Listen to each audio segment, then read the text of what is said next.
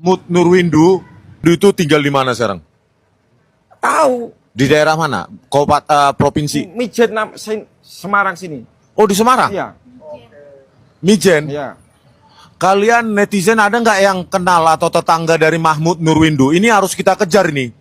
Karena jangan biasa untuk bersaksi untuk memenjarakan orang. Sebenarnya tanpa mengorek-ngorek ijazah UGM-nya, ijazah SMP P40 ini pun udah selesai ya. Iya, ini Kalau ini gugur ya sudah Iya. gugur semua ya.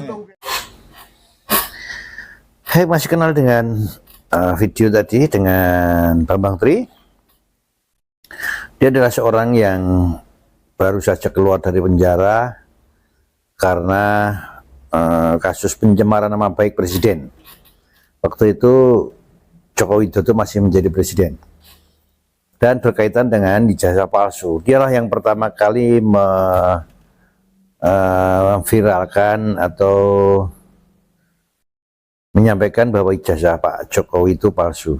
Kemudian setelah dia di penjara bersama Gus Nur, muncul Roy Suryo, Dr. Tifa, Rismond, dan kawan-kawan. Sekarang Bambang Tri keluar dari penjara, bergabung dengan Rismond, dengan Roy Suryo dan Dr. Tifa, kembali ngoceh. Penjara hanya membungkam dia sementara. Saya tidak akan membahas siapa yang benar, siapa yang salah. Saya tidak akan membahas ijazah itu asli atau palsu. Tapi yang jelas dengan adanya peristiwa itu, momentum seperti itu menandakan, menurut saya pribadi, sekali lagi menurut saya pribadi, itu menunjukkan bahwa pemerintahan nggak tegas, pemerintahan tidak sigap dalam menangani ini. Seperti bisa dikatakan sebagai pemerintah ini membiarkan aparat hukum, Pak Prabowo juga membiarkan masalah ini berlarut-larut.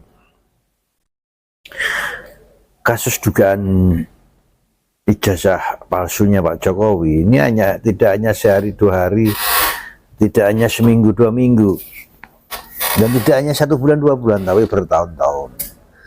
Kenapa negara, kenapa presiden, dan kenapa aparat hukum tidak bisa menyelesaikan masalah ini dengan cepat?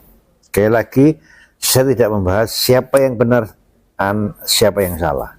Saya tidak membahas ijazah Pak Jokowi itu asli atau palsu.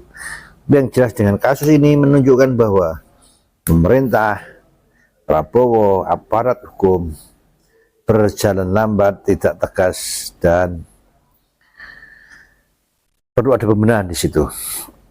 Wassalam.